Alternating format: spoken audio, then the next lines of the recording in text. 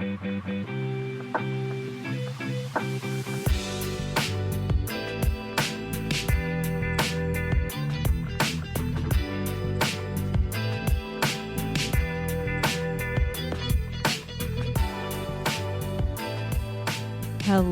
my dear friends, and welcome to the season 1 finale of Lead to Gold. This is the podcast devoted to discussing all things growth and wellness, and it has been exactly that for almost 2 years. It has been a joy, a whirlwind, a very exciting and very passionate project. Passion, I don't know how to say that, but you get the idea. This has been a really big part of my life for the past 2 years, and I am beyond honored and blessed and grateful to be able to share it with you. And I want to just extend the utmost thanks to you for being here on the last episode of season 1. And I don't know how long this little hiatus is going to last. I do know that life has been absolute chaos for a while, in good and bad ways, mostly good ways, but just it's become a lot. And that's not the only reason why I felt the need to kind of put this down for now. This is something that I have been planning to do since early in the summer, if not even before then, just because I knew that right around now and even a month leading up to right around this time, things have been crazy. And I knew that life was going to be changing. I had a pretty good feeling that I was going to get proposed to by my long-term partner, and I did. So that's one really exciting and really wonderful source of chaos in my life right now, is just knowing that now there's a wedding to plan, and I want to devote as much of my energy as I can to this amazing, exciting year ahead, and maybe plus some. I want to reserve my energy for the job that makes me money, which is teaching. And that has proven itself to be very chaotic and very, I don't want to say heavy, that's not the right word, but just it's needing a lot more of my attention than it ever has. And I want to be as present as I can be for my students who need me. And all of that is not to say that I don't absolutely love doing this, because I do, but it's just not the main thing in my life right now. And I want to honor that. I especially wanted to honor that with today's conversation, which features two of the most passionate and well-spoken and wise people that I have ever worked with, that I have ever had the pleasure of speaking to. And I am so excited to bring this conversation to you. I want to give a little introduction to Clare and Nick, who are two facilitators for psychedelic journeys and retreats. And these are deeply, deeply therapeutic retreats. I have been so honored to be a part of one of them earlier in the year, this past February. And together, they are trauma-informed therapists. They are former nurses. They have just so many tools under their belt that make their expertise and their gift of facilitating these retreats there are no words. They are just insanely gifted. A little bit more on Clare. She is a licensed marriage and family therapist who owns and operates a successful private practice in California. She works with individuals, couples, and families, and she is so much more than a therapist. In my experience working with her, she is just the person who can bring the fun and the joy and the energy out of sometimes what can be a really tough and sticky situation or a really deep, painful feeling. She's the person that can bring you back to yourself, and she's such a source of joy, and it just truly was such an honor to work with her. And meanwhile, Nick is a registered nurse. He has also over 10 years of experience working in an emergency room. He's an internationally recognized coach and holds a certificate in psychedelic assisted therapy for the California Institute of Integral Studies. And My God, Nick is also just such a brilliant and calming presence. I mean, I really cannot speak highly enough of these two. I'm so grateful that they found each other. I'm so grateful that I found them and was able to work in person with them.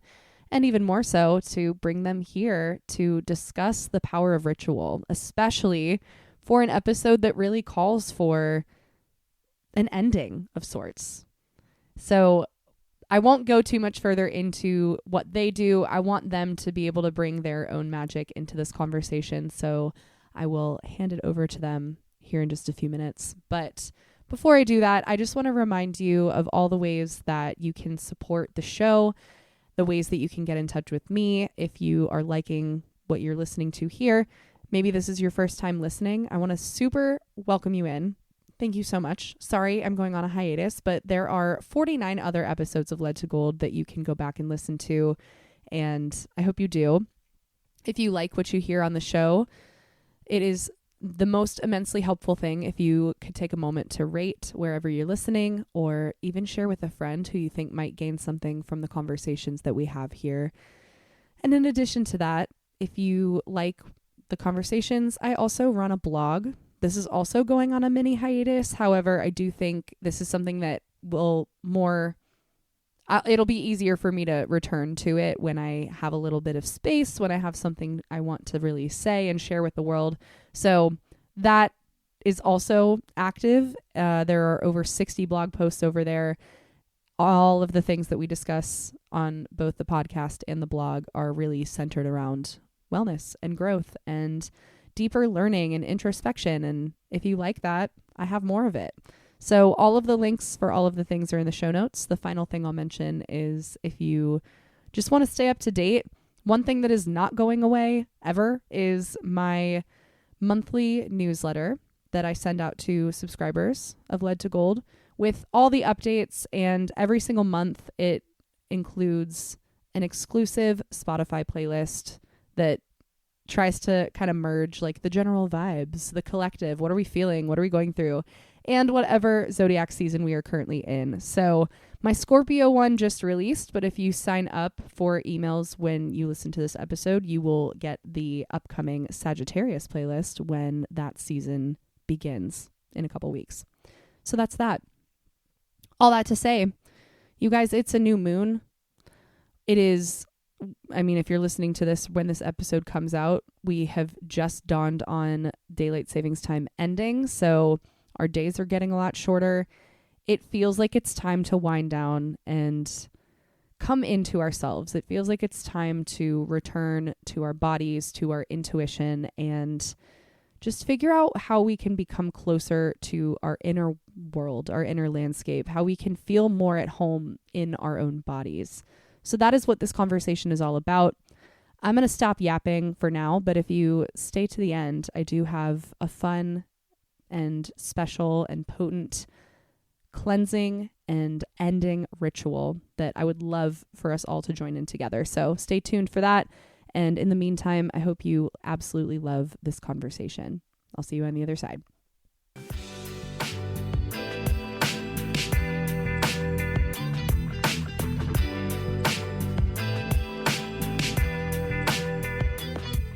Well, thanks, guys. I need to get back on Signal and, announce that to everyone. So About the engagement so we can all celebrate together.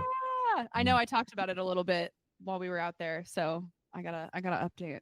But yeah, I'm really excited. I mean, I really just wanted to have this conversation with you all above really anybody else that I know because of what you all do, and I feel like you are some of the most qualified people to talk about such a large and expansive concept. So just want to say thank you for joining.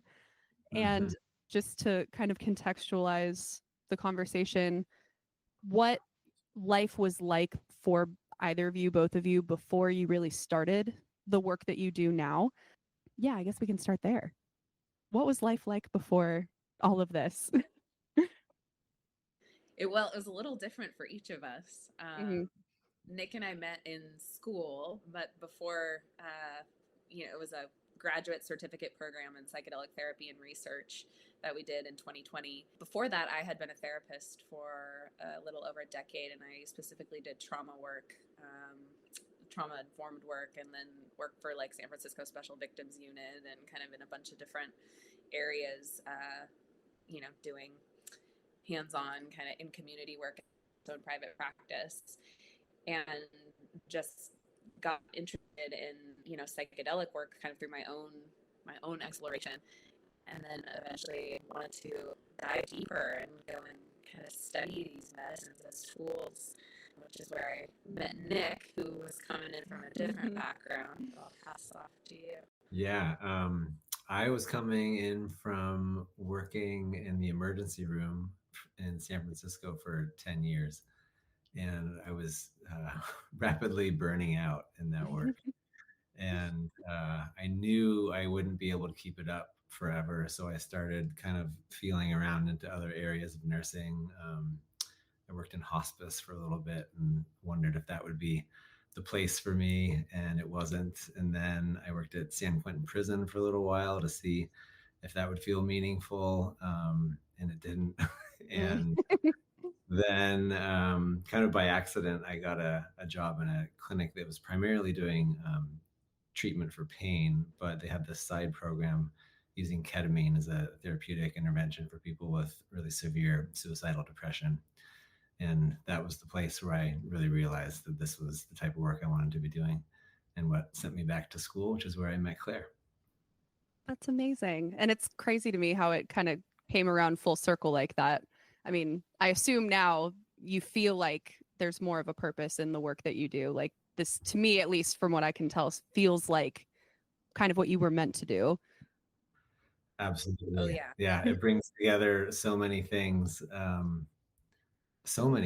Like my love for music and creating playlists, like, is another part of this job that I love. And then both Claire and I used to be, before either of those work places, we were guides for travel companies.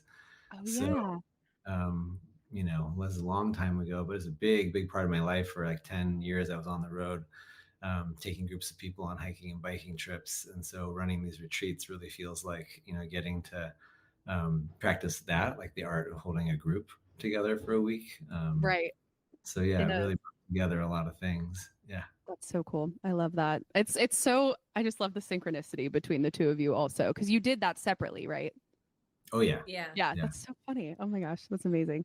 And I'm curious too, like at those times, kind of before you found yourselves in this space, did either of you ascribe to any form of like spiritual practice or anything that would kind of lend itself to practicing rituals of any kind? Yeah, not in like a formal way. It wasn't like I was a member of a church, or anything like that. But I think just, I kind of would call it like the spiritual home in nature, or through poetry, or through community. Like I just always really loved being in the presence of, being able to kind of feel that connection to yourself and to nature and to other. And I think I was seeking that out in a lot of different ways in my life without knowing it completely. But when you can feel like the soul of something happening when you're in the presence of it. Oh yeah. I think there's so many of us just like seeking that in life now, and not even knowing maybe how to articulate it, but there's a feeling you have. Nick and I, part of I think what we loved about travel guiding and what we love about this work too, is that we get to like intentionally create spaces for that. Where that is part of the goal. That we get to invite people into something really unique and sacred and special, Totally. but through their own kind of lens. Like we don't dictate what happens exactly in that space. We just the space for it to happen. So yeah, it's like kind of completely up to you what happens. And I can speak to it because I've been a part of it, and it is like completely so affirming in a lot of ways, but also like completely something I've never done before, never could have predicted what it would be like. And it's wonderful. Yeah. How about you? It's hard for us to capture that in words, in like when we tell people about it or write about it on our website, how powerful that the act of coming together is and what naturally occurs. For me, similar to Claire, no formalized religion. I kind of like went to church with my grandma growing up, like a Presbyterian church. Mhm. Um, Never adopted it myself. I remember naturally kind of just falling into Buddhism in high school and in college. So I never, really was like formally would call myself a Buddhist, but I was going to a lot of meditation retreats and reading a lot of books about Buddhism and, doing Vipassana meditations and things like that. So I think a lot of our work is probably has a flavor of that, mindfulness but we don't necessarily bring that forward as like a guiding part of our work. Similar to what Claire was saying, I find like my spirituality in nature. I find it with people. Um, there's something that I think is magical about people, and the closest thing to like a church or a religion for me is hosting these events that often have like a musical component to them. Yeah. So this in our house, it's been running for like 15 years. We gather people in our living room and do something called soup stories and songs, where we make big pots of soup and people come over and sing songs and tell stories, and none of it's scripted, and it doesn't really, we just kind of, like we were saying, create that container and then like watch the magic unfold. That sounds so amazing. I like really want to come to one of those. You should, yeah. And then there's also something about the ritual aspect of doing it a few times a year, that like you watch the passage of time, like our son was born and came out during one of the soup stories and songs, and other ones it's someone's birthday, and you're just kind of watching, time pass, which is a really sweet part of having like a regular practice of doing something like that. Ugh, I love that. I really think that's getting to the heart, even before we've named it. Like what I really wanted to have you all kind of parse through with me today, which is the act of a ritual. And I definitely have like my own definition of what a ritual is or what it looks like. But part of what you just talked about, the sort of coming back to it, like repeating it as something that people get to look forward to, like an event a few times a year, I think is what I keep in my mind as something that a ritual can be. Like you get to come back to it, you get to do it again. But I'm curious about what you all would define ritual as, and what does that look like outside of an organized like religion or spiritual practice? Like what is a modern ritual? Yeah, it's a great question. I love ritual. I think the way part of we're creatures that actually really long to make meaning out of this life, right? Like Yes. out of the what is happening here, really. Absolutely. And I think if we look back over time, so many cultures have included ritual in their practices as a way of doing that, as a way of marking passages, for lots of reasons, right? And some of those still exist, but I think they're ceremonies of meaning making, really, right? Of seeing, of understanding more clearly, of coming into deeper focus, of reconnecting, that then allow us to go back out into our life in a new way, you know? Yeah. And so, yeah, I love them for that. And Nick actually held a ritual for me last week. Yeah. And was part of one that was special for me. It was the day before my 40th birthday. I decided to have a death day. Oh. And I had never done this before, and it wasn't something that was, on my radar, but I really started to think about like the parts of my life that I was ending, right? Things that I was surrounded and what I was letting go of to come into this new decade of my life. So it was this like ritual of honoring. I came home, I watched the sunrise on top of Mount Tam and buried my old life into the earth. And then I came home and Nick and Nadia were there, and they actually buried me in my living room. And Nadia read my eulogy over me. Wow. They had even cake, rest in peace cake. Oh my gosh. It sounds kind of fun, but also like kind of daunting. It was beautiful. People kept asking me like, "Oh, are you sad?" I was like, "Not at all." Like there was so much meaning in it that I felt alive, more alive. Yeah. like a good ritual can do that, Mm-hmm. right? Like That's amazing. brings you closer to life, actually. Yeah. Yeah. And I also just want to note, we are definitely going to touch on endings. We'll circle back to that for sure.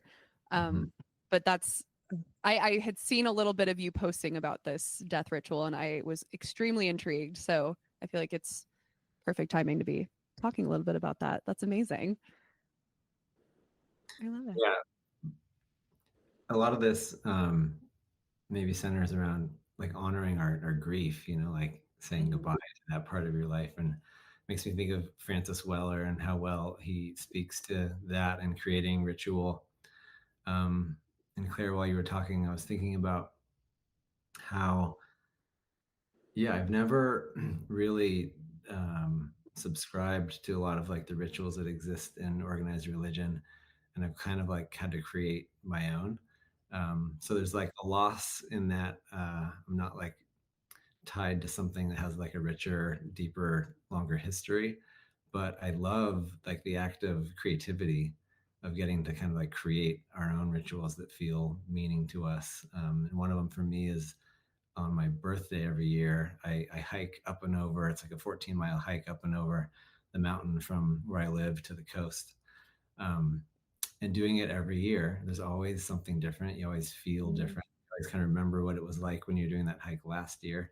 And again, that kind of like passage of time. And so I think to your initial question, like what ceremony or ritual does for you, it's kind of like, for me, it's about really honoring and paying close attention to the moment instead of it just like passing by.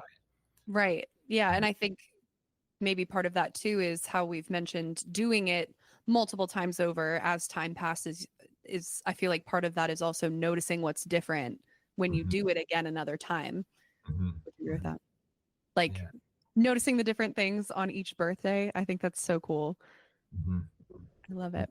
And also, I'm thinking about just in terms of doing something like this in your day to day. We've already given a few examples, but maybe for somebody who, I don't want to say has it stuck in more of a like religious mindset or a spiritual mindset, how do people practice ritual just within their day to day?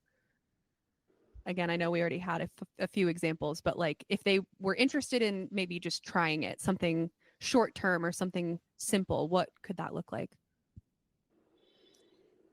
I mean, I love that exercise of morning pages from The Artist's Way. Oh, yes. Yeah, I don't know if you've talked about them before, but there's things that are simple but meaningful rituals. And kind of to Nick's point, like, when you write morning pages, you can go back and you can track your trajectory, right? In this really beautiful way where you are sort of marking the passage, in a really intimate fashion, but just really for yourself too.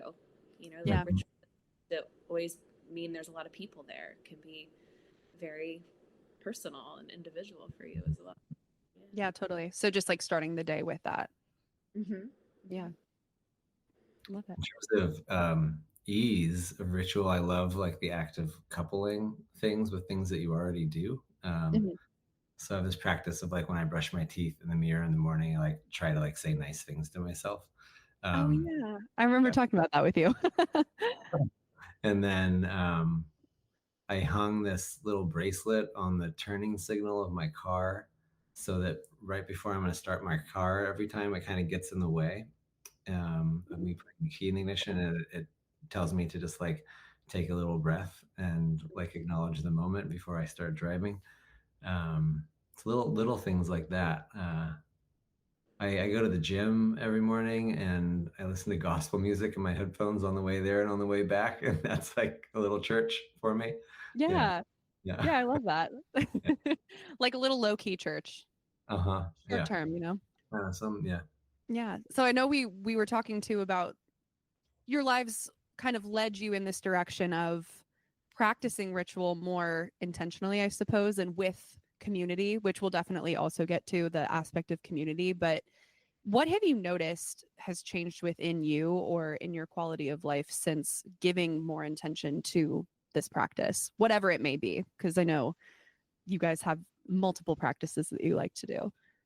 The reason that I think Nick and Nick, I won't speak for you on this, but the thing I always come away from a retreat with, that I think that is this theme is woven kind of through my life in general, is that I just have a much more embodied reverence for life. Mm-hmm.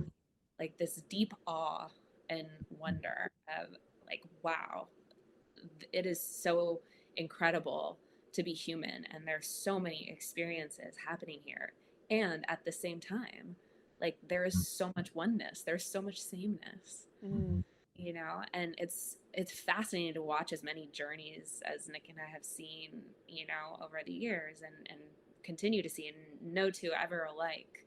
Right. But the one thing that kind of remains is I just come away in total awe. And I think continuing to create ritual and, in our own lives and for other people, opportunities for that, just, keeps that in balance for me. Right. It allows me to go through my life and through the mundane sometime with, this return to the total miracle that it is to be here. Yeah. Yeah. Nick, I see you like to like everything here. Yeah, really. Yeah, Claire, that helped me remember how much I love that the ritual that we do in retreat and everything that takes place there can't be planned. Like, we never know how it's going to go, and it really helps connect me to this feeling of not knowing, which is kind of like awe, right? Like, we don't have it all figured out. And I think there's something really sacred in being in that place of like, I don't know anything. Like, yeah, been there. So much to not know here, and it's really humbling. I think that maybe that's the way that it helps me the most, is it like keeps me really humble. Yeah, I love that. I feel like this is kind of leaning into, I don't know if it's just me. I don't think it is, but I definitely tend to get sucked in sometimes to kind of, I don't want to say the world's negativity, that feels too generalized, but I just did an episode about the constant stream of bad news and witnessing all of this stuff way more than we maybe did even just 15, 20 years ago. And I don't know that this kind of speaks to what you were just talking about, but I think it's very easy for people nowadays to lose their faith in humanity to a degree by witnessing all of this. I don't know that you've related to that or had conversations in your retreats about this, but how does that resonate with using ritual as a way to kind of like return to a home base? Does that make sense? No, I think I understand, meaning like ritual creates kind of this counterbalance, relationship to just the hardship that's occurring, the suffering that's occurring in the world. Yeah. I guess my question is, how do we use it to come back to a place where we do, maybe not completely restore our faith in everything, but see the other side, if you will. Mm-hmm. Yeah, it really can help. What's so cool about people having their journeys is a lot of times their epiphanies are just really basic things. Also can relate. Yeah. Like, the last person I was with in a journey, his big epiphany was like, everyone's just trying their best, and it's so true. And it's so like, it's a postcard, or, like, it's not hugely groundbreaking, but it does like remind you of the kind of simple nature of like our spirit and our goodness and our essential goodness. And I feel like we're kind of saturated in that when we're doing this work with people. So it does kind of like fill us up, because we're getting reminded like over again of like kind of life's great truths and the essence that lies at the center of all of us. But I'll also admit that, like, I'll feel like this kind of hope and optimism, and then like go walk the strip in Las Vegas and be like, oh, we're all fucked. Like, this is like, we're not getting anywhere. Like, I'm going to Las Vegas next weekend, so don't tell me that. Or this weekend, actually. Yeah. Or just, it's just like, but then I kind of remind myself there's a bigger process happening, and like, again, back to that, like not knowing and not feeling like I'm in charge of it, Mhm. is helpful. Yeah, it's like almost kind of keeping it just as a mantra or an affirmation sometimes is enough to help you get through whatever the encounter may be, which Totally. I kind of have a funny story about that. But after I left our retreat that I attended with you guys, I had this moment too where, well, I was remembering what you were saying, and we can circle back to this, just sort of how to continue the work that a ritual can do, long term, short term, whatever. Um, but I was keeping that in mind. I'm going about my day in the airport, and you know how airports can be. Sometimes people are just a little nasty, just a little, it's a stressful place. And I'm like, I'm trying to keep this at the forefront of my mind, but it definitely stuck with me that I'm like, man, this might be easier said than done sometimes Mhm. to keep up the potent lessons that we learn from like the rituals that we go through. Yeah. So I guess that might be a good segue to talking about how you can take those lessons that you get, or even just those little things that you notice as you perform a ritual, are in community with these things. How do you take that lesson and make it last longer in your life? Oh man, that gets us into like the science of habit formation and all that, which is We could go a so lot of directions. own podcast. But the thing that we keep coming back to over and over again is what we call just small, sweet steps. Mm. Tiny micro changes are so much more doable. And if it's like a 1 or 2 degree shift, it feels micro in the moment. But if you march that out over time, it actually really changes your trajectory and puts you in a different place. Mm. So, yeah, but it's tough. It's hard to, someone just shared with me this analogy of, like a psychedelic journey as being like if you're in a dark forest and kind of unsure where to go, you get lifted up in the experience, like way up high, like a helicopter, and you can like see every direction and see where the blocks are and where the pathways are. And but then, even with that high perspective, like the journey ends and you come back and you're placed right back where you began. Mm. I Um, love that. That's putting words to a very similar thought that I had, where it's like, you come back down and you can't see the whole thing anymore, but you kind of have a sense of direction with it. yeah, You it's just have different. to do your best. Greater awareness kind of, but then it's kind of still up to you how you're going to like be in that forest. Yeah. I really like that. I hadn't And thought about it like that. for everyone's forest is different. It's like Yeah. not the same forest. Yeah. Yeah, totally. Mhm. Claire, do you have anything to note on that? Nick that said like after the enlightenment, the laundry. Mhm. I'm forgetting. But Yeah. After to see the laundry, I think is Jack Cornfield's book. yeah. Uh-huh. Mm. I don't know. Yeah. But I mean I think it's such a good reminder that like we're meant to be here on this human plane, and it's imperfect, and we will still have our suffering and our hardship and all of that. I think like what I keep coming back to in this whole conversation, it's really good to reflect on this, is just we're making meaning out of the living and out of the suffering, right? Yeah. So it's not to like come back in and be perfect, or even have these massive shifts, which can sometimes happen after journeys for people, but that we're kind of staying in relationship to the living in a different way, Mhm. Yeah. yeah, because it's messy here. Oh my gosh. Yes. And I think that also speaks to also like just the constant bombardment of seeing like all this stuff and sort of media oversaturation, which is something that I like to talk about a lot in my work and with my students who were born into this. So they don't really have the tools yet to navigate their way out of it, or I don't even know if I want to say out of it, but it's hard for them to see things in a different way, like outside of just what's on their screen.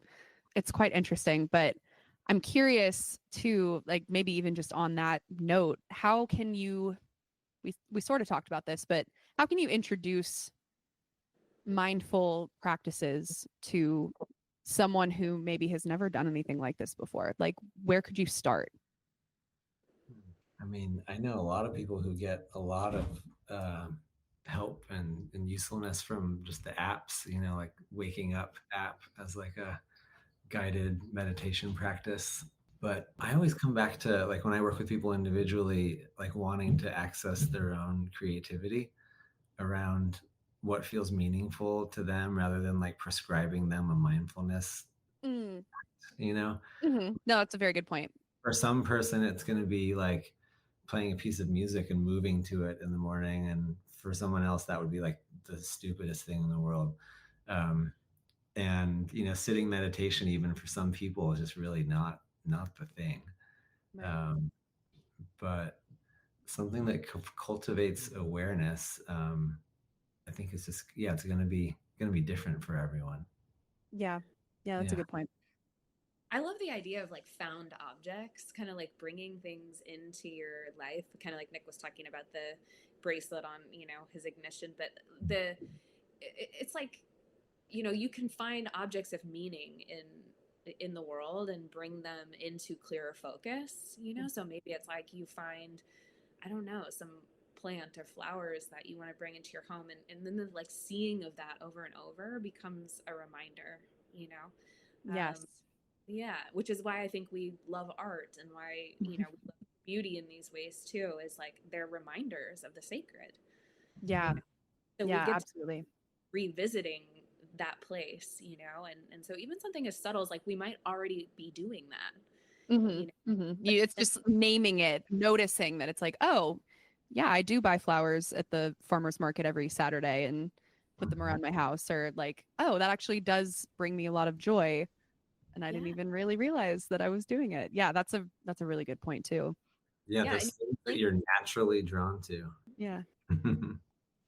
It wasn't until I worked with you all that I really started to recognize the importance of not only taking notice of the things that we do in our, obviously in our individual lives that help us feel better, help us come back to ourselves, but how does community amplify that?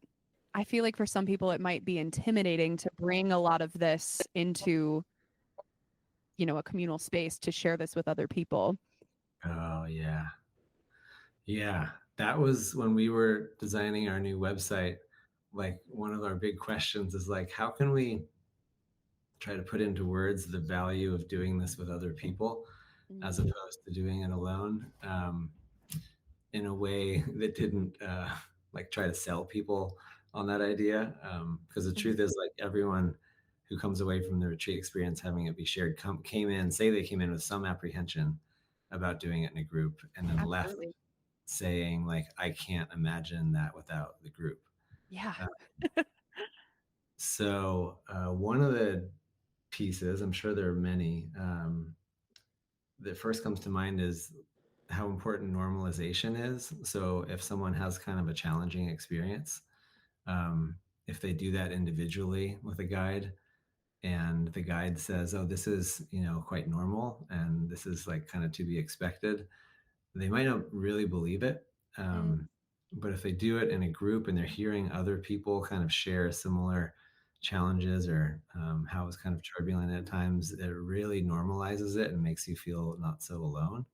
And then the other big piece is, yeah, some really transformational, powerful things can happen during these experiences. And to hold that by yourself and return back to, like, maybe say your home, you can kind of just feel like you're on an island by yourself, like processing this thing. But having many days on the retreat to like really make time to share that experience with people who get it, and guides who can like reflect things back to you, and then have like time after the retreat where you have this cohort of people who lived that experience with you, and can stay connected, like, as you keep walking after the journey itself. So those are some of the things, but Claire probably have some more. Yeah, I mean, I feel like there's so much that there's so much. we could say about that, and kind of the mystery and magic of the group. Yeah, I always think about how we're having a collective experience here, on this planet at the same time that we're having a really individual one, and the retreat work like really mimics that. Oh yeah. Kind of highlights it, like, oh yeah, we are here in community, right? And there's so much happening inside of me at the same time, and how do those things weave together, is this kind of beautiful orchestration that's way out beyond anything Nick and I ever planned, but seems to coalesce every single time, in a mind-blowing way. But I think there's something about seeing ourselves in that too, right? Like understanding our uniqueness and our specialness in a group container, that Yeah. it's such a gift. Like we need to know that, Yeah. we need to know how we fit into the whole as well. So, Yeah, and there's a another piece around compassion.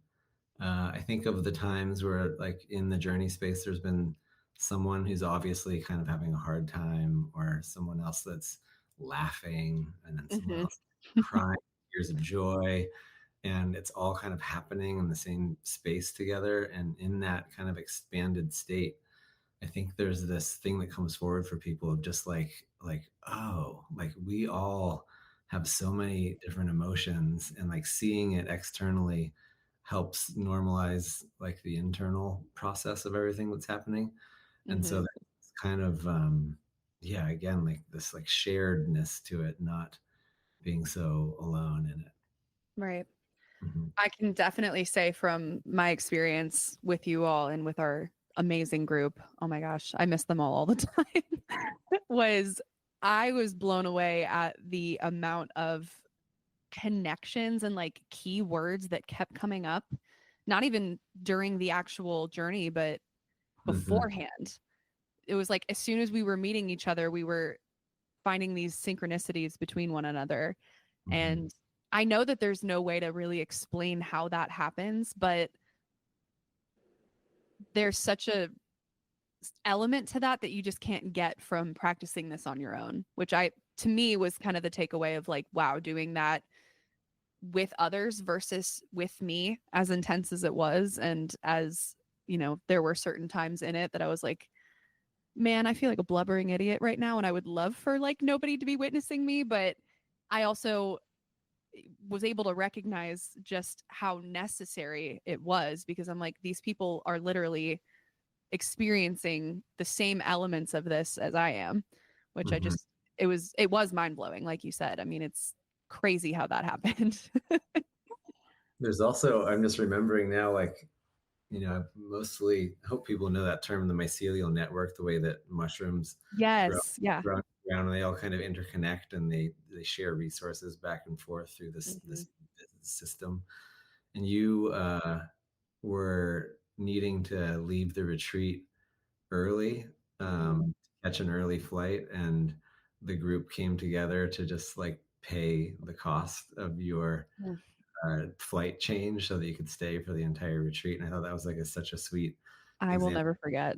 power of community, and like the mycelial network kind of coming together to make it work. And it was just like so easy for everyone. It was just like it's so obvious. And yes. And it like even just bringing it back up again, I'm like, I'm getting the same like exuberant joy that I felt just knowing that was available and that people were willing. And oh my gosh, yeah. So even just getting into this conversation now, I'm like, well, obviously it's a no-brainer that you have to do a lot of this stuff within community. But I'm also curious too, because as I was doing just a little bit of preemptive research on this, it seemed to me that I don't know that every single ritual, but a lot of what people think of when they think of ritual is done in community, whether it be a religious community or like a tribe. But how, I don't know if you would know, but how has that changed over time? Is it because we live more individualistic lives now that doesn't happen as often? Or do we think it still does happen as often? I don't know. I was just curious what you guys thought about that. I don't think I feel qualified to answer that. It's an interesting question, though. Yeah. It was something I noticed as I was looking into it, because I'm like, I feel like this used to be very, very communal, and maybe the idea of ritual isn't maybe as communal as it used to be. Yeah. Maybe it's kind of fragmented off and people are kind of, like creating their own.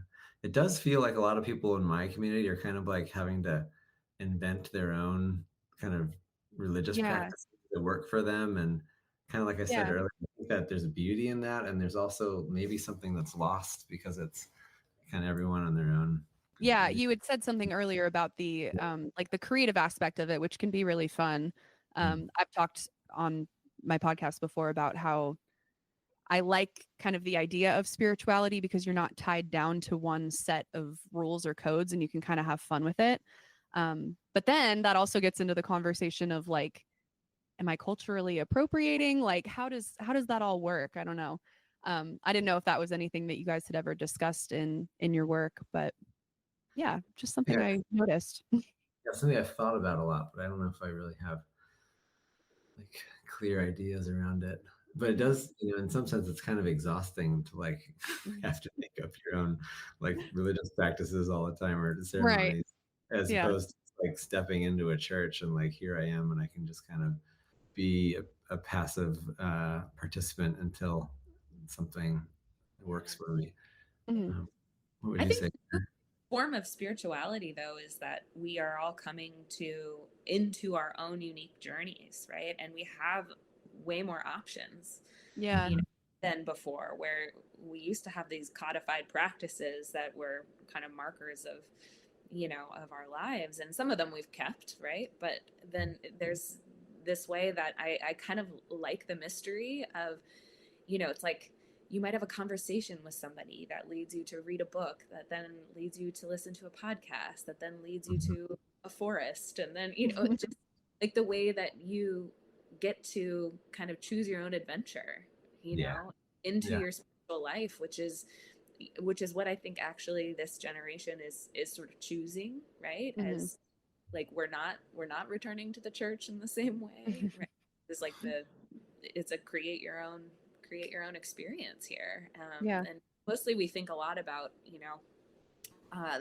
our company's Same Summit was really named after that, which is like, we're all on different paths, many paths, same summit, and we really want to honor the like wide variety of ways that we all are finding our way, Yeah. And I've always admired that about the way that you guys carry out your work, is that there is no one way. There's no direct like teaching that's necessarily involved with it. Like, obviously you are acting as guides, but that was what was so beautiful about it, is that it's not like you're going to do it this way and you're going to have this experience. It's like, we're going to be here with you while you have that experience, whatever it is, which is so, I just cannot thank you enough for the work that you all do. And I want to kind of come around to that, just because I know that we've left out a little bit of the nitty gritty of what it is that you all do, but what is it that kind of started Same Summit? What was the idea behind it? And what have you seen in the many retreats that you've now facilitated? Like, what's the overall takeaway? Why do people need this? Big question. Yeah. No, we're both really proud of what we created. Actually, when I met Nick, I was like, I'm going to work with you. I just know it. You called me one day and said I had a dream that we led a retreat together. Yes. Like, okay. Yeah. Nick's used to this now. Get a lot of dreams, and then I'm calling him and I'm like, and now we're going to Costa Rica. Yes. Oh my gosh. I just have to say, I have the biggest fascination with dreams as a side note, and that could be a whole other podcast conversation. Maybe we'll come back for season 2, but Claire, you are like, actually, I don't know what the word is, but I think your dreams actually are like predictive. It's kind of freaky. Clairvoyant. Clairvoyant. How about that? I think of it just as like listening, you know, and this is my work is I listen to people, but I also listen, you know, they had this image the other night. I was like, oh, I want one ear on the earth and like one up towards the heavens, you know, like I need one here and then one into the what now, you I know, love that. and yeah, and really tuning into the heart of like what people are longing for, you know, and it's so cool to be able to create it. It's magical. Like we feel. I usually like kind of get teary eyed. We host a retreat in November, and I just love the fall there. Kind of as I drive this road up there, I'm like, it just kind of overwhelmed by the beauty of not just the place, but also what I know is about to happen. Yeah. It's such a gorgeous place that you're talking about, the California area. Yeah. So gorgeous. So, yeah. What would you? Well, the last part of what you asked was like, why should people do this, or Yeah. you Why do know, they need it? um, Or why should they seek it out? my first answer is like, I don't think everyone needs it. Mm. I think there are people in the world who are kind of like more chop wood, carry water, you know, like don't really need the bigness of a psychedelic experience. Mhm. And then there's people who it's like it's just not the right time for them. Like maybe things are a little too chaotic in their life, and like these things kind of tend to temporarily disorganize us. So it's like not right for everyone. There's Right. medical contraindications, but usually there's some people who just like kind of have this internal yes. They have like this feels like something that's right for me. And for those people, we're like, come on in, like you follow that yes. And even if it's a yes, like it's not always a yes right now. Sometimes like the idea has to incubate for a while. Yeah, for sure. There have been people who've like expressed interest, and then it's like, you know, plenty of time, like a couple of years until they actually show up on the retreat. And we kind of like really believe in trusting that time cycle. Mhm. It's tricky because like we want to fill the retreats. Yeah. Yeah, What's totally. what's more important to us is that like the people are coming at the right time for them, and it's really aligned and it's not hurried or rushed or anything like that. But what I've noticed is that I feel like people come away from the experience just feeling more in alignment with themselves, more attuned to what is a yes for them, what is a no for them.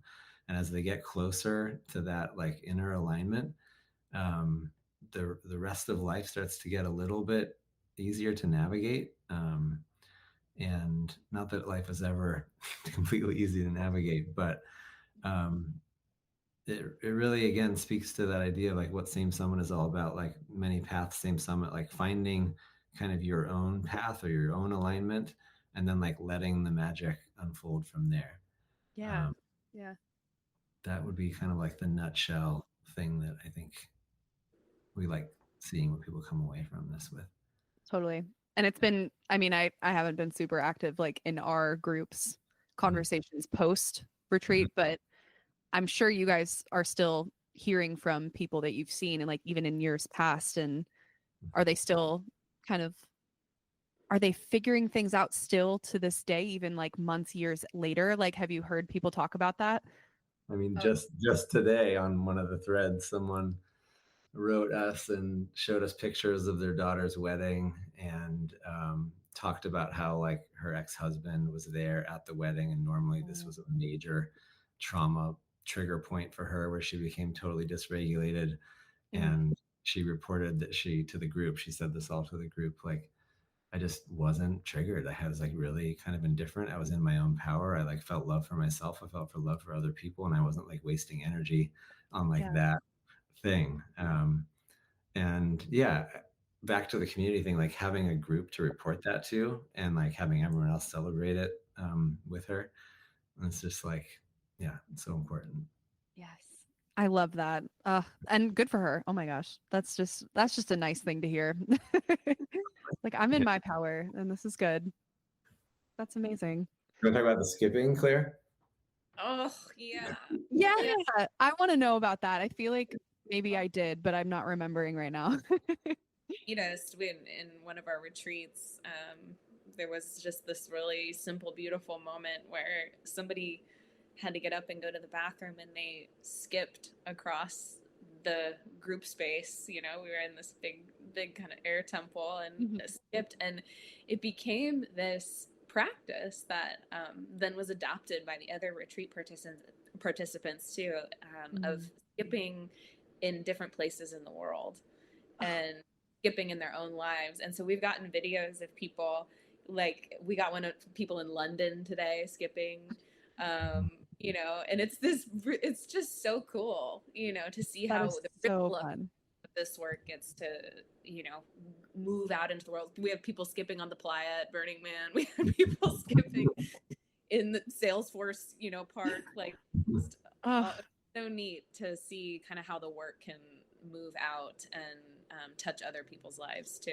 So love that part as well. Oh, that's so, like, I'm smiling so big right now. My cheeks hurt because that's just, it's adorable. And also, like, I really think that kind of gets to the core of why, honestly, for me, like, why would I want to do this? It's like to enjoy your own life more. Like, once you get out of it, it's like, yeah, why not just skip at work, skip down the classroom, hallway, whatever. Like, why not, Yeah. Well, I do have one more kind of fun question for us. But before I get into that, just since we're talking about Same Summit more specifically, share what you're able, but how can people get in touch if they're interested in working with you? We have a fancy new website that will be live probably next week. So hopefully, just go to samesummit.com and you'll see it all there. Amazing. Yeah. Oh, I can't wait to see it. I love a new website. That excites me.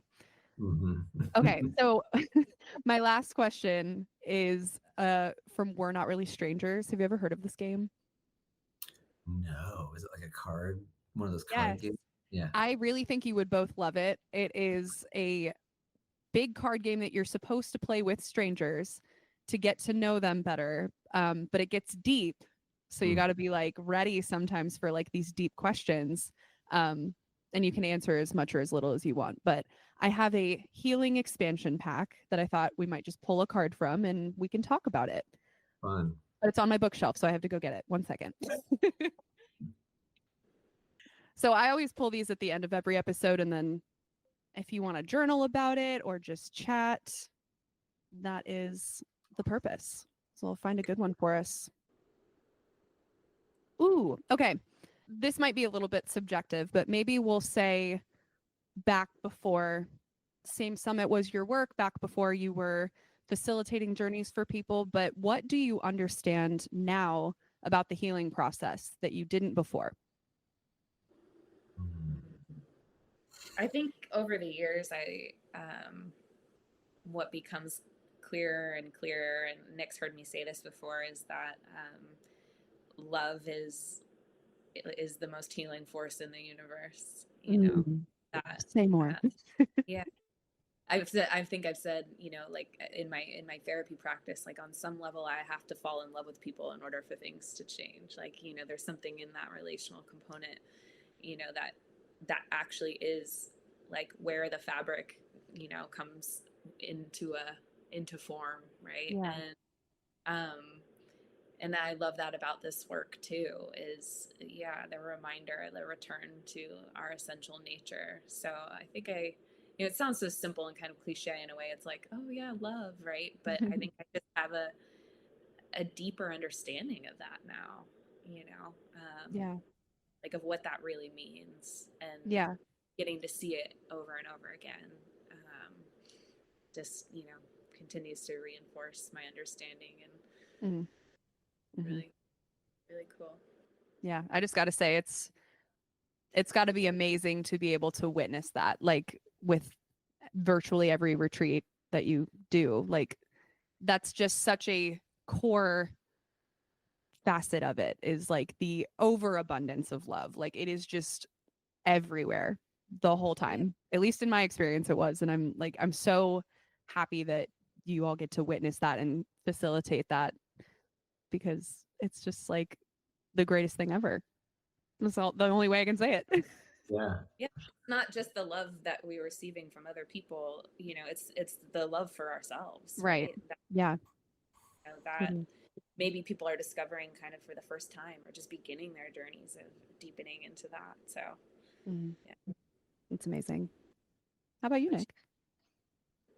I think I have two answers. One is really similar to Claire's. The thing I didn't really know before was how important it is to like really truly be in a place of acceptance, which is very similar to love. It's like not like there's this kind of coaching and stuff in therapy can kind of get into this territory of like wanting to change or fix. But like really truly meeting like both ourselves and the people that we're working with where they're at in a spirit of acceptance is really kind of like where the space opens up for something to shift positively. Yeah. And then I might have known this before at some level, but it's way more clear to me now that like how important playfulness and fun is in the Totally. process. Like Yeah. it's so serious, so fast, and that's good. Depth is great, and we definitely go there, like into the depths. But bringing that into balance with like plenty of levity and irreverence and joyfulness and silliness, I think is so essential. Yes. Oh my Mhm. gosh, I mean, honestly, you just drew a connection back to so many things that we touched on today, but that just makes me immediately think of the skipping again. It's like, Yeah, yeah, just bring the fun in, you know? yeah, yeah. I love that so much. And I love you guys so much. We love Really, you too. really, I do. We just adore you. Oh, Yeah. I miss you a lot, but really thank you so, so much. I think I said this to you all, but this is the season finale episode, so it feels really special to be able to kind of have a closing ceremony, if you will, on this fun little wellness project that I've been doing for 2 years. So I'm really so honored that you guys could be a part of it. Amazing. Yeah. Thank you for honoring us by having us as your guests, especially on the last one of this. Yeah. Thank you for bringing your wisdom. Mm-hmm. We can definitely all use it. Thank you. Definitely. Yeah. Thanks for putting your gold out in the world. Yeah. Thank you. Alrighty, y'all. I'll let you go, but have a Okay. great evening. Thank you so much. Yeah. You too. Take Bye care. bye, man.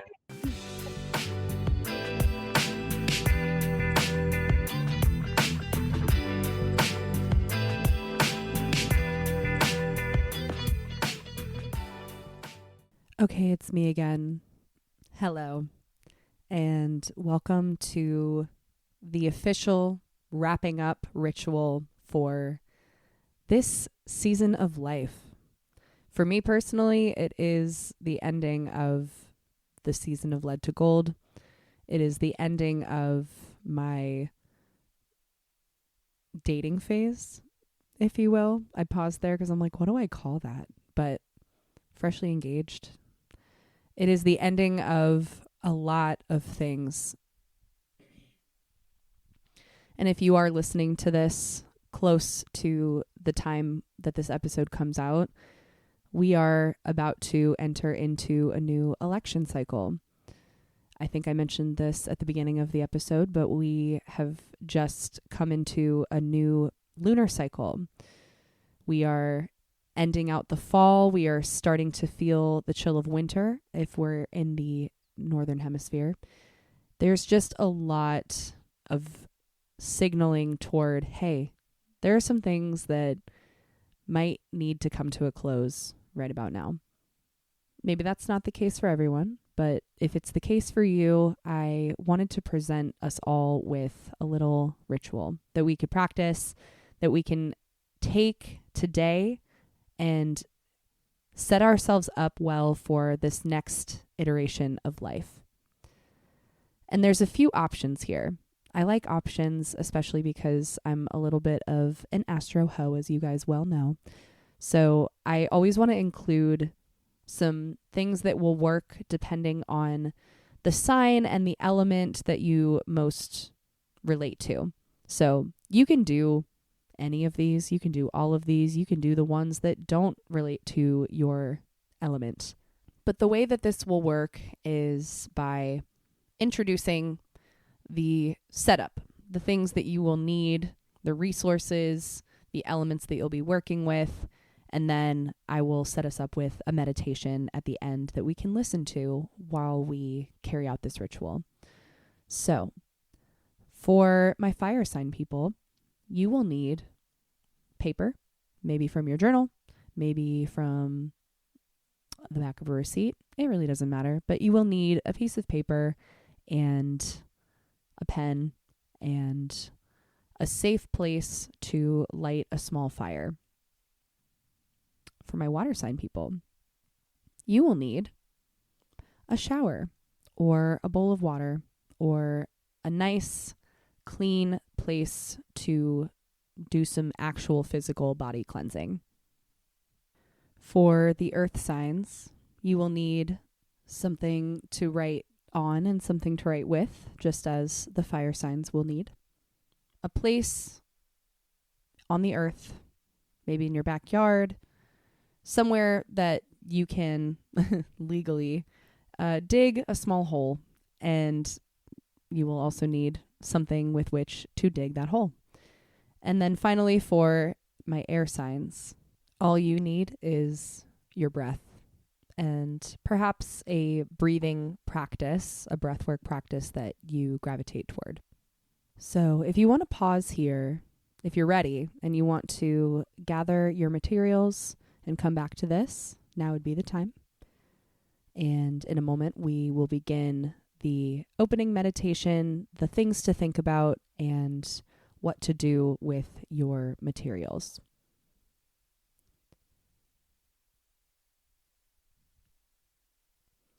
We all say goodbye to friends, family, lovers, jobs, passion projects, people who are no longer on this earthly plane. But do we really understand how to handle goodbyes with grace, compassion, kindness to ourselves and to others?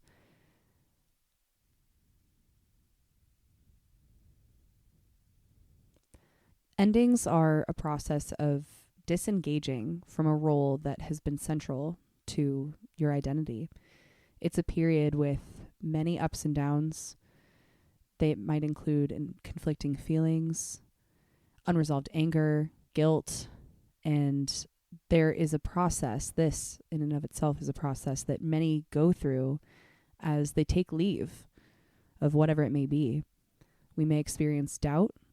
We may weigh the alternatives. We may try to come up with a way to stay with the thing that we are debating letting go of. But eventually there comes a turning point. And the important point is that this is a process over time. And our self-image will change. Our role in relationship to the thing that we are walking away from will change. We may no longer be an employee. We may no longer be a partner, a wife, a lover. We may no longer have this relationship in a physical form. And without that role, it can take a really, really long time to come to terms with what that will feel like. It can be very daunting to try to understand what the world will feel like, what our lives will feel like without this thing. And it can be a really messy process. It doesn't always follow a linear path, as we know. Healing is never linear. So although there is no magic exit strategy, there are some things that we can do to transition a little bit more smoothly. First, I want us to breathe into the grief that we may feel for the life that's ending. Maybe it's not grief. Maybe it's anticipation. Maybe it's relief. Whatever the feeling is that is associated with the thing that is coming to an end, find it, note it, maybe map out where you feel it most in your body, and breathe into that space. Acknowledge whatever else lies there.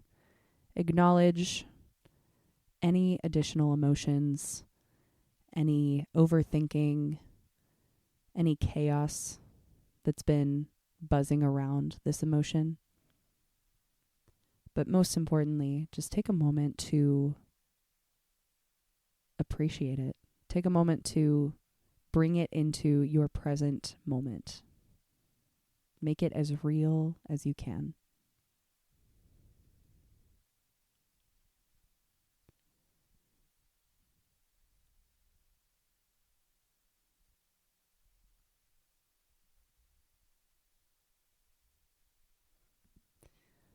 Once you have identified the space that this emotion is taking up, I want you to put words to it. You don't have to overthink, but I want you to acknowledge what it is that needs to be let go of. And once you're there, acknowledge why. Is it a negative thing that we are letting go of? Are we letting go because it has caused us pain? Are we letting go because there's just too much going on? Identify your why. And take all the time you need. If you need to pause this, you absolutely can. And now we may split off here. If you have the materials for writing, I want you to take a moment to journal about this. And again, pause anytime you need to. There are 3 questions that we will all focus on. If you are writing them out, you're going to answer them on paper. If you are just reflecting, that's all you have to do.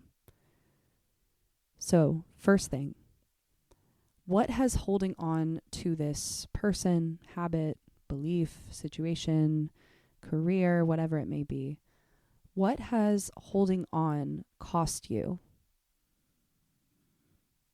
Emotionally, mentally, or physically? You might describe how your life could change if you let it go. You might describe what emotions come up when you think about releasing it, or what life might look like. So again, reflect on the impact of this thing. What has holding on to this cost you? Number 2, what valuable lessons or insights have you gained from having this in your life? What were the good things? What were the experiences that have made you more of yourself? How can you carry those lessons forward without needing to hold on to the source of them?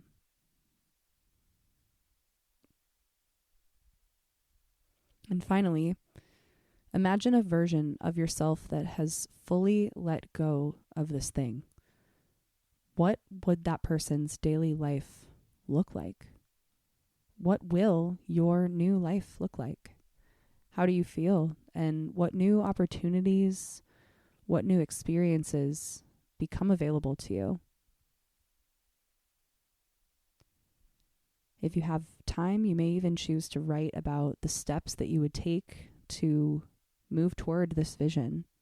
Although I'll say you're already doing one of them.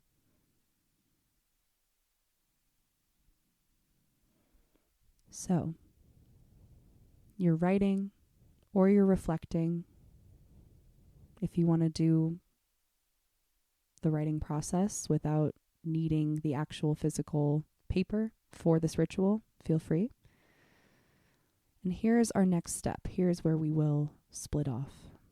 For my fire sign people, when you have finished this journal entry, I want you to find your source of flame wherever you are lighting a small fire. It could be a candle inside of a fireproof bowl, so long as you are in a safe place to do that. It could be a fire pit with friends. It could be something that you do with multiple people. Wherever it is, you are going to take this note that you've written, bless it. Maybe even, if you want, take a photo of it, or just a photographic memory, if you will, of it before you set it aflame. And as this process happens, giving extra presence to watching it burn, watching the smoke rise, and knowing that from here on, this is your beginning. This is your fresh start. And that thing that we have been so bogged down with, that thing that we have been so overwhelmed by, is now leaving. It's going up with the smoke, and we can start fresh.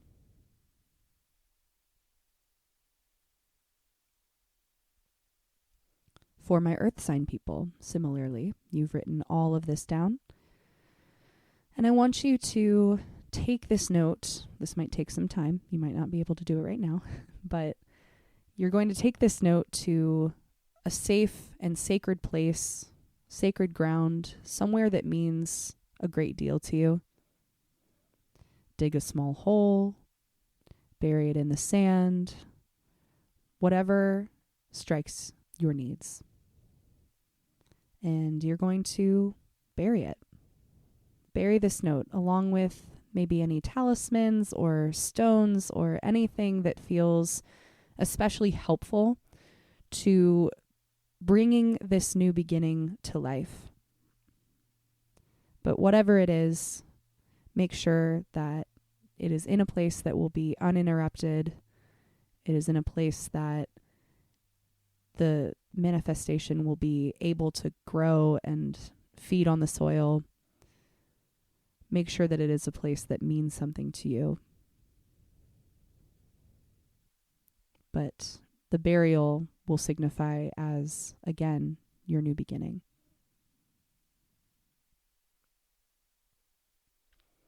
In the water ritual, whether you have actually written this out or just meditated on it, what we do next with however much water we can get in this moment, whether we're just taking a really intentional hand washing or a mindful shower, or maybe you have access to a river or a body of water that you love, no matter what it is, take your time cleansing, bathing, and washing away this old life, washing away this thing that we are letting go of. As you bathe, imagine the residue from this old life washing off of your skin, being cleansed and flowing downstream.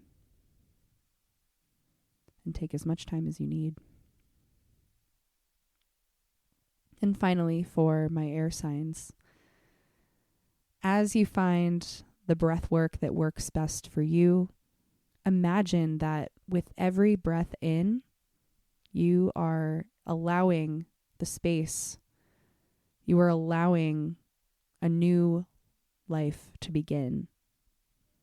And with each breath out, you are purging this old life, this old, dead, tired thing that you've been hanging on to. As you process and cleanse and breathe out and out and out, imagine that your cells are being restored. Your body is becoming the temple for this new life. And as you finish with whichever of these 4 rituals calls to you, know that this is a moment that you have promised to yourself. Something new is emerging, and you are going to embrace it fully, presently, with joy, with open arms, with intention, with attention, this moment signifies a change in who you are and who you are becoming. And it's a potent one. I hope you don't take it for granted. I hope you remember it. I hope you do something with it. And on that note, we are going to end this wonderful, wonderful season of wellness and growth together. But it's not all goodbye. I will still be around. I will still be active on social media, although I really haven't been lately. But I want to stay in touch. So please let me know how this episode landed for you. Please let me know what you would like to hear about on the blog in the times that I do come back to that. I would love to hear from you no matter what, whatever it is. Just happy to have this community, and I just want to say that I love you so much, and I so appreciate your support and your being here. And this is not a goodbye, this is a see you later. I know that's a cliche, but I just had to say it. So I'm gonna go make dinner, and in the longer term I'm gonna go get married and do the things that need my attention. I hope that you do the same, but also know that we are never far away, and I'm here if you need me. Thanks again, and bye for now.